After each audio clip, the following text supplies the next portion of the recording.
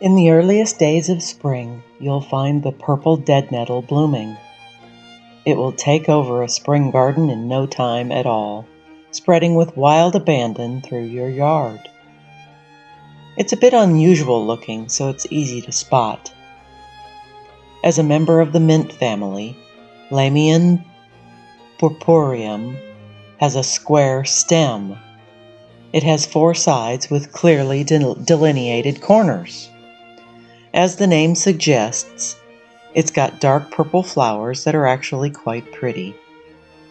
Keep in mind that it's not a true nettle. Unlike members of the Urtica family, purple dead-nettle doesn't have those stinging spikes. In some places it's known as Purple Archangel. Bees and butterflies love purple dead-nettle. It serves as an important food source in the early spring for these pollinators.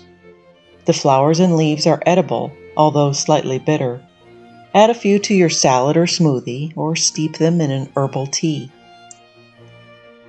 Although it's an invasive species, purple dead-nettle is used in the treatment of allergies. It is a natural source of flavonoids, including quercetin. It can improve immune system performance while reducing sensitivity to allergens and inhibiting inflammation. The anti-allergy properties of flavonoids come from their ability to reduce the release of histamine.